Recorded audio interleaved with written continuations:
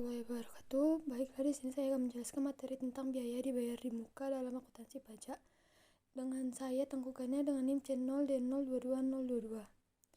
Pengertian biaya dibayar di muka. Biaya prabayar atau biaya dibayar di muka adalah item yang awalnya dicatat sebagai aset tetapi kemudian diharapkan menjadi kewajiban setelah perusahaan menjalani operasi normalnya.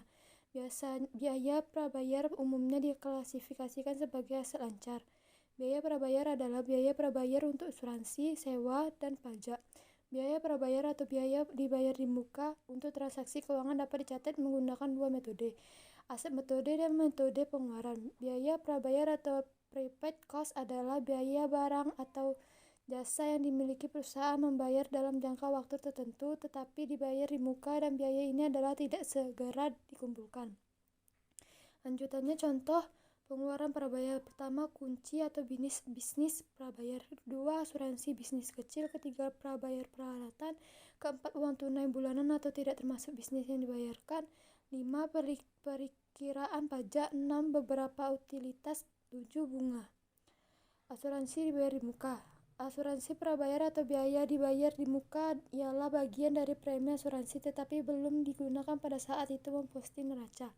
Biaya ini dilaporkan pada produk saat ini, yaitu asuransi prabayar. Jika bagian dari jumlah asuransi diasuransikan, jumlah ini dikonversi dari perkiraan premi dibayarkan di muka untuk perkiraan biaya asuransi. Catat setiap akhir periode akuntansi dengan menyesuaikan entry jurnal. Asuransi prabayar tidak dikenakan PPN atau pajak penghasilan. Selanjutnya, sewa dibayar di muka. Orang yang menyewa tanah dan atau tempat yang menyewakan tanah, rumah, bangunan, tempat tinggal, bangunan, gedung perkantoran, gedung ruko, gudang, dan industri dikenakan pajak tempat tinggal seperti artikel 4.2 10% dari total harga sewa tanah atau bangunan. PP atau PP nomor 5 tahun 2002 ke MK 120 strip ke MK 03 strip 2002 dan KEP 227 strip PJ strip 2002.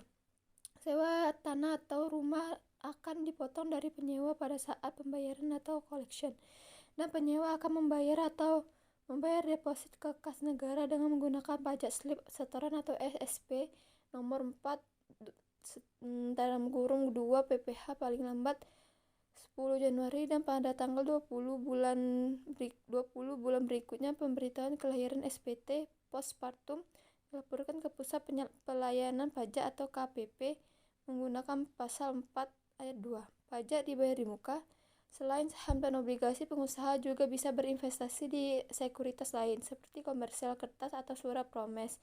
Sejarah investasi kertas komersial hampir identik dengan obligasi. Perbedaan kecil dapat terjadi pada potongan rambut untuk jenis sekuritas ini. Diskon yang relevan adalah pendapatan yang direalisasikan oleh pemegang kertas komersil saat menembus komersil kertas.